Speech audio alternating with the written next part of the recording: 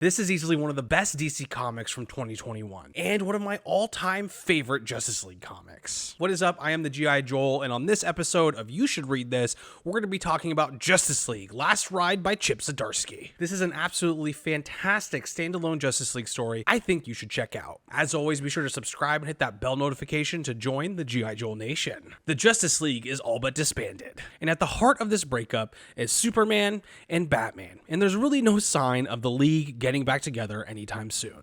That is, until the Green Lantern Corps calls them for help. The Lanterns have captured none other than Lobo, and they're currently holding him prisoner until the United Federation of Planets can hold a trial for him after he killed all of the New Gods. If you're unfamiliar with who the New Gods are, that's characters like Orion, Highfather, Apocalypse, Mr. Miracle, Big Barda, Granny Goodness, basically all the inhabitants of New Genesis and Apocalypse. Lobo has killed them all. Even though the universe may need their help, Batman and Superman are still unable to resolve their issues and work together again. And this really raises the question of what could cause such a huge rift between two once great friends. And this will have you questioning until you see that the League re-meets on the Watchtower and someone is sadly missing. That person being John Jones, the Martian Manhunter. We find out that John Jones was unfortunately a casualty of another mission on Apocalypse. And Batman and Superman are unable to reconcile exactly what happened to John. Bruce blames Clark, Clark blames Bruce,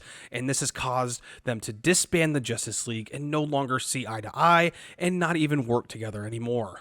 I gotta say, Zdarsky definitely did not disappoint with this one. He is a master of using dialogue to drive a story forward, and this book is a perfect example of that.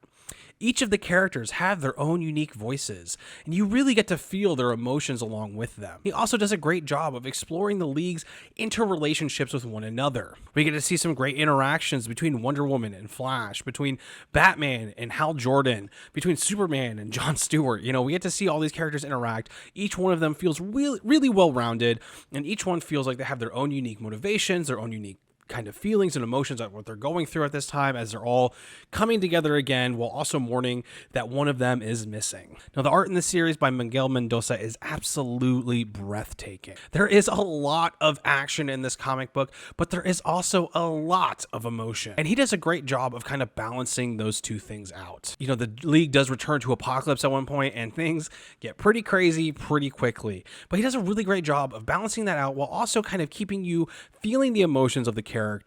You can see the pain in their faces. You can see the joy in their faces when it's there. And you just kind of are along on this ride with them. Everything feels fast-paced and full of action, but you also really get these great moments where you get to kind of sink everything in and you get to feel everything that's happening and get to experience it along with the characters. Now, in particular, there is one issue that really stands out in this series, and that is issue number 4. And it was easily one of the best single-issue comic books I have read in quite a while. It was so raw and emotional, while also having me on the edge of my seat and in the verge of tears.